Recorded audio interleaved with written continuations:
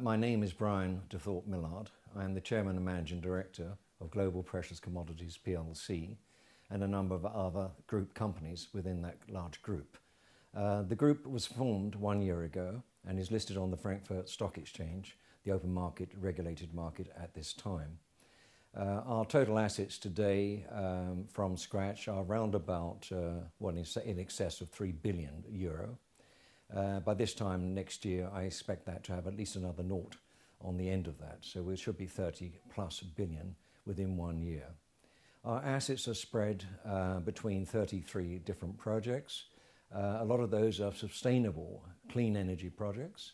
And also the other projects that we have are in the dirty side of business, where we are a producer through our group companies of items like coal.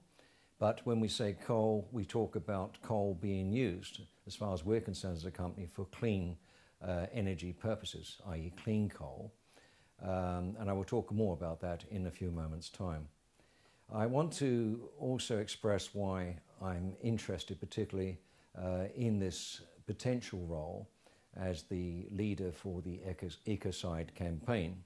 And I will cast my memory back to 1951, 2 years before the coronation, in the late winter of that year, when I crawled down the street where I was born with my sister, elder sister, in front of me, trying to see her ankles as she disappeared into the smog in front of me, not let more than 1 foot away from my face. It seemed amusing as children. We came to the house, we knocked on the door. It was not our house. We were in the wrong house. It was next door. But that smog was interesting. You couldn't see anything. There was no traffic. It was completely black. I can recall this. I also recall that, having thought it was a lot of fun, my father died of that, and my grandmother too. So it impacted me greatly. In 1956, the Clean Air Act came into being in Britain, and this had a remarkable sudden impact. Suddenly we were told, legislated, that we could not burn coal or tar bricks as we used to in the old days, creating this terrible smog which killed people. And within a very short period of time, there were no more smogs in London. This was astonishing to me. It's always been a great memory of mine.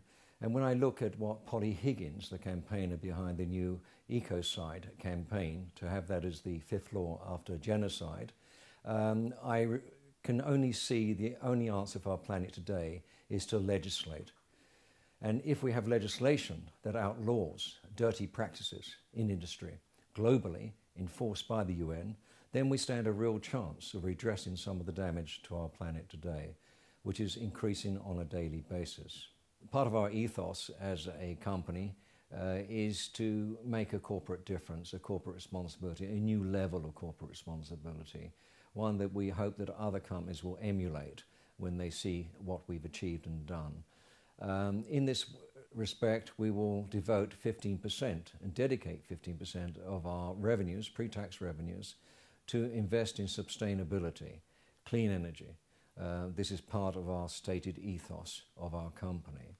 On top of this, we will offset our carbon footprint manyfold, and I have in mind 5 times to offset our carbon footprint, because I cannot understand companies that only offset their carbon footprint once.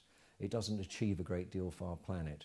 We've got to do that once plus to have an impact to reduce our global warming, and that's our ethos at the moment as a corporation. Again, the reason why I'm particularly interested in the Ecocide position is because I believe we have an example right now of a company which is adapting very, very nicely to the modern world, to the need of this world.